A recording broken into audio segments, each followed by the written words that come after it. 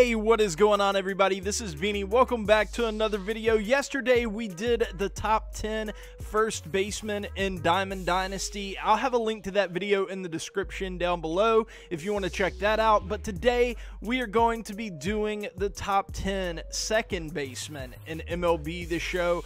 And this list was a little more difficult to make than the first baseman list because there aren't as many good second basemen this year, at least so far, as there are first basemen or even really catchers. It might be the thinnest position out of them all, but there are some really good players that we need to go over. So let's go ahead and get into it.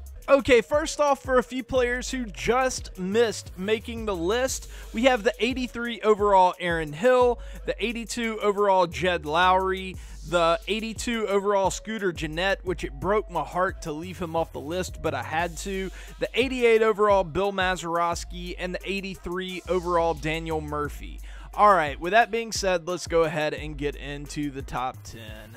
At number 10, we have the 83 overall Scott Kingery, and a lot of you guys may be wondering why I put this guy at number 10 and not the Scooter Gennett, who has much better power versus righties. And the reason, I have a couple reasons. One is this guy is a little more balanced across the board, and he is extremely versatile. This card is a very solid hitter. He doesn't have the same kind of power that Scooter Gennett card has, but he has really solid contact. He has really good vision. He's not a terrible defender. He has a good amount of speed. Like, he is a legit threat on the base pass, and he's just so versatile. If you have this guy on your bench, he can do so many different things for you. He can play second base, third base, shortstop, anywhere in the outfield. If you don't want him to hit, you can have him on your bench and use him as a pinch hitter.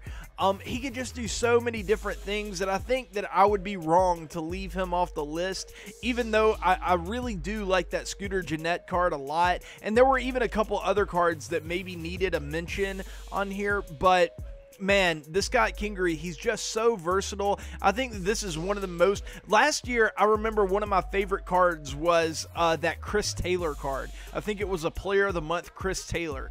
And it was for very similar reasons to this card. It's just they offer so much to your team, so much versatility, that I think he deserves a spot in the top 10. At number 9, maybe a bit more of a controversial pick, but I had to go with the 84 overall Dee Gordon simply because of that game-changing speed that he has, and the fact that with the new patch, post-patch, this guy can get on base at a much higher clip than he could, earlier on in the year. If you would have asked me in like early May if this card was valuable, I would have told you, hell no, stay away from it. He has no power. Power is the name of the game, and it still is to a certain extent, but the contact hitters and guys with high vision and speed and stuff have a lot more value than they did earlier in the year. So I had to take that into consideration, and this Dee Gordon, he checks off every single box except for the power, and I guess maybe arm strength, but that really isn't a big deal if you're going to play this guy at second base. He just has phenomenal contact, great vision. He's a good defender aside from the arm strength, and if you get this guy on base, he is going to be able to steal second. He'll probably be able to steal third, and he's an easy run almost every single time you manage to get this guy on base. And he's another guy that you could like throw on your bench and use him as a pinch runner, or maybe as a pinch hitter if you're in like a really tight spot or something. Overall, just a really solid player, and I think he deserves a spot in the top 10 right now. At number 8, we have a card that I don't really see a lot of people use, and I can see why. It's the 86 overall Brandon Phillips. Even though I don't see a lot of people use this card, I think that might be a mistake. This is a very compelling card the more that I look at it, and I definitely think it's worthy of a diamond. Even the big downside to this card, the big elephant in the room with this card, is that is hitting attributes versus righties. But really, how bad is 65-55? It's not the worst I've seen. It's enough for him to be a semi-effective hitter, and then against lefties, he's just going to be a monster. I mean, 104, 88, 78 vision. He's going to have no problems whatsoever at hitting lefties. No worries at all. And against righties, you might have to you know, do a little extra work. He's not going to be doing all that great for you versus righties. But then what are you getting on the other end with defense and speed? This guy is one of the better defensive second basemen in the game. 87 fielding, 83 reaction. He's got some solid speed. He's not going to be a nothing on the base pass for you.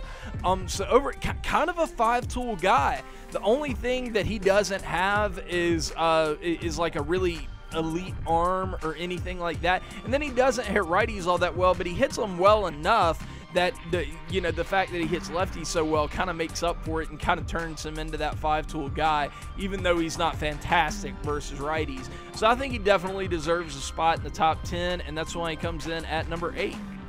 If you're one of those guys that loves power, this next card is for you. At number 7 is the 86 overall Brian Dozier. I talk about this all the time, but Brian Dozier is actually, I went to school with him at Southern Miss. I know him pretty well. We went out to the bar and like drinking stuff, and I know the guy. He's a cool guy. And he's a really good player, and he's one of the better second basemen this year in the game. And yeah, if you're one of those guys though that really likes power on your team, then this is the guy for you, man. He 85, 95 versus both sides, 64 vision, so he's not terrible there, 67, 76 contact. I mean, across the board, he's just a really great hitter. You might take a bit of a knock on defense. His fielding, he's going to be fairly reliable if he can get to the ball, but with that 61 reaction, he's probably not going to be the rangiest guy out there. He also doesn't have a very strong arm. On the base pass, he's going to be pretty good. A little worse than some of the other guys on this list, but 69 is fast enough usually to get the job done. Overall, just a really good card, and he comes in at number 7. Okay, this is one that I feel like could be argued either way. I feel like I could be argued into moving the 90 overall Robinson Cano way down on my list or a little bit up on my list, just because I don't really know what to make of this card, even though I had him for a period of time and I used him and he was pretty good. But I just don't really know what to make of this card right now. I mean, he's a great hitter, 103 contact with 68 power versus righties, and then versus lefties, 78, 79. He's got 93 vision, so your PCI is always going to be relatively big, especially with that 103 contact. So he's a good hitter, but he's just not like a phenomenal hitter, you know? He's just very solid. Maybe it's the 68 power that's kind of scaring me off a little bit, but he's just, you know, it's just a weird card. And then lefty on lefty, usually people don't hit that good anyway, so how much is that 78, 79 really going to help you? I mean, it'll probably help you some, but how much? I don't really know. The thing that kind of made me want to put this card as high as I have on the list is that defense. He's a diamond shield hitting and fielding, 86 fielding, 77 reaction, 79 arm strength, one of the stronger arms that you're going to find defensively at second base. The only thing, he does have 51 speed, so that might play into it a little bit. He might not be the best. Well, I don't want to say the best, but he might not be the rangiest second baseman out there, even with that 77 reaction, but I think they kind of cancel each other out, and he's going to end up being really effective for you out there. So that coupled with the hitting, I just couldn't justify moving him lower down on the list. And like I said, I could be talked into it, and I could be talked into moving him up higher. Oh, sorry, higher as well, but right now I feel pretty comfortable with him at number 6. Getting into the top 5, we got my boy Ozzie Albles, the 86 overall Ozzie Albles. And once again, this is kind of one of those weird cards that I kind of throw in there with the Cano, but the big separating factor for me with this Ozzie and the Cano is the fact that Ozzie is very speedy. He has an 86 speed, and he's a switch hitter, and he's a good deal better versus lefties. Now, against righties, that contact is kind of concerning because you're taking a big contact downgrade, and they have the same amount of power. So he's probably not going to hit righties as well as that Robinson Cano, but you know, being a switch hitter, being able to hit from the from the right side against lefties, and getting big attribute boosts versus lefties, I think that's pretty valuable. Obviously, you're also taking a significant downgrade on defense as well, but he does have that 86 speed to kind of help with that just a little bit, coupled with 74 reaction, it could make for a rangier guy, and it's kind of deceptive, but 71 arm strength for a second baseman is also pretty darn good. So I think that this card could be deceptively good on defense. Not amazing or anything, but slightly above average for a second baseman. So that with the speed, being a switch hitter, all those things kind of play into me giving him a spot in the top 5. This could be my bias showing, it could be a blind spot for me, but the more I look at this card, the more that I like it. Let me know in the comments if you guys agree with me or not. At number 4, we have the 90 overall Chase Utley. And I have this card. I've played with this card a good bit. I feel like I have a good feeling on what type of player he is. And I like it. There is a lot to like about this card. 105 contact versus right, 73 power, plenty. I mean, that's plenty to get the job done, especially with 79 vision. It's against lefties that I kind of run into a problem. That 58 power, lefty on lefty, it's really tough to get really any juice on the ball at all. It's really tough to get hits that are over like 90, 95 mile per hour exit velo. And in this game, you guys know if you don't get it up there, I mean, it's really difficult to get a hit sometimes. But, you know, you're not going to be in those situations all that often, and you could, you know, maybe choose to platoon him with somebody like a Brian Dozier or an Ozzie Albles or something like that. That's definitely on the table. So, but you also get other things with this card. You also get really solid fielding. He's right up there with the Cano. Maybe even a little better than the Cano because of his range. He does have 82 reaction with 65 speed and 85 fielding. Like, he's going to be very rangy, and he doesn't have the arm that Cano does. But at second base, you know, really, how important is that? I don't think it really is all that important. So yeah, just a solid card all around. Arguable 5-tool, depending on really how you judge that power and speed and whether that hits the threshold for you to be considered a 5-tool. But yeah, really solid card, and he gets the spot at number 4. I'll be honest with you guys, number 2 through, honestly, really 2 through 6 were really tough to number and to order and all that. And especially like 2, 3, and 4 were very difficult for me to order. But I decided to put this 90 overall Ryne Sandberg at number 3. This is a really well balanced card. Not a lot of people have done the mission to go in to get this card, but I haven't either, but I'm really starting to think about it because there aren't that many players at second base that have 83 contact, 72 power versus right, with 86 vision. That's really, really solid vision.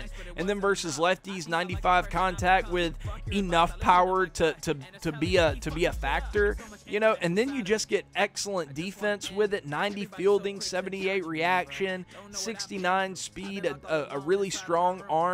It's just a really well-balanced card. He's also not the slowest guy in the world, 69 speed. I mean, this guy is a factor in the game. Like, you put this guy in your lineup and you hit him like second or something, you can hit him second, you can hit him like 6th.